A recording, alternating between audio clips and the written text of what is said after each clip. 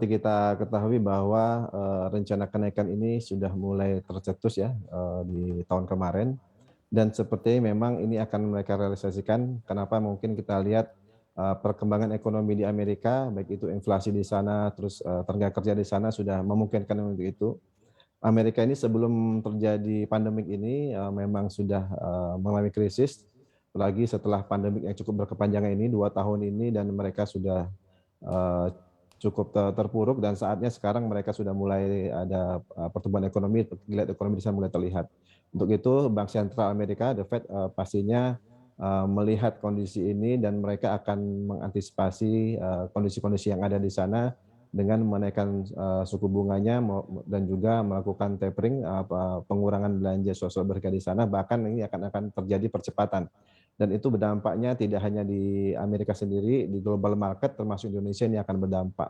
Kita lihat yield obligasi kita, SBN kita, beberapa hari terakhir ini terjadi pelemahan, dan ini mestinya respon dari kebijakan-kebijakan yang ada di global market, terutama dari Amerika sendiri.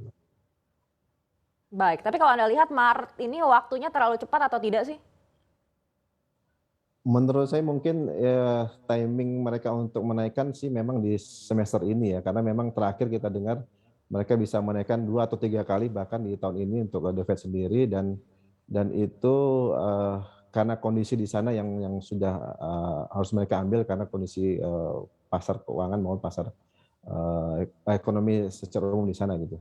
Dan kebijakan itu saya rasa akan mereka ambil karena sekian lama Amerika sendiri setelah menaikkan suku bunga rendah, bahkan itu sebelum pandemik ya, dan sekarang kita lihat geliat ekonomi sudah mulai terlihat di sana, dan itu salah satu cara mereka untuk terus menaikkan perekonomian di sana dengan menaikkan suku bunga di sana. Baik, proyeksi Anda kalau memang Maret The Fed menaikkan suku bunga acuannya, ini kenaikannya akan berapa persen? Ya, seperti kita lihat tahun-tahun sebelumnya, mereka juga akan menaikkan ini secara periodik ya, tidak serta-merta menaikkan secara tinggi. Mungkin kita perkirakan perkenaikan itu di 25 bps saya rasa, seperti hal-halnya tahun-tahun kemarin. Kalau mereka menaikkan ini sampai 2-3 kali, berarti tahun ini akan mencapai 0,75 atau 0,9, beberapa pengamat mengatakan seperti itu. Dan itu sangat mungkin terjadi, karena memang ekonomi di sana sekarang kita lihat sedang bergeliat dan semua perbankan akan menyesuaikan dengan kondisi yang ada di Amerika sendiri.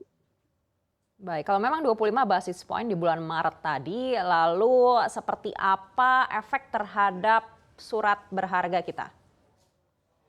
Ya, pastinya Indonesia ini, surat berharga Indonesia ini merupakan bagian dari pasar keuangan global ya. Seperti kita ketahui, bahkan asing pernah mempunyai porsi yang cukup besar di kita, walaupun sekarang di bawah 20%, tapi secara jumlah masih hampir 900 triliun ya secara jumlah. Dan ini memungkinkan untuk pindah ke sana karena potensi pertumbuhan pergerakan yield di sana yang atraktif pastinya akan memancing investor untuk berpindah ke sana gitu, paling tidak secara short term ya. Dan ini akan memacu perpindahan dana-dana global di emerging market termasuk di Indonesia sendiri untuk berpindah ke sana. Dan itu akan paling tidak membuat kondisi pasar SBN Indonesia sendiri akan sedikit bergejolak. Tapi kalau kita lihat sekarang dengan kepemilikan asing yang di bawah 20% ini dan dominasi dari investor domestik yang menguasai kepemilikan SBN yang ada di kita ini, kita harap dengan likuiditas yang ada sekarang ini, goncangan itu jauh lebih minim dibandingkan mungkin pas perang dagang kemarin di saat kepemilikan asing yang hampir 40% waktu itu. Nah, sekarang kondisinya jauh berbeda dengan likuiditas dan kemampuan dari domestik usaha kita yang sekarang jauh lebih baik menjadi tuan rumah di pasar sendiri. Goncangan-goncangan itu kita harapkan bisa lebih minim ya, ditunjang dengan kebijakan-kebijakan dari pemerintah maupun BI sendiri untuk menjaga pasar tetap stabil. Kita lihat usaha-usaha itu cukup baik dilakukan, baik di awal pandemi kemarin sampai sekarang, sehingga perubahan yield kita terus membaik, terus mengecil sekarang. Kita lihat sepanjang tahun 2021 kemarin, rata-rata yield SBN kita 10 tahun kurang lebih di 6,2, 6,3 dan itu merupakan rata-rata secara tahunan terkecil sebetulnya terendah dari sisi yield untuk Indonesia selama Indonesia ini mengelola surat berharganya.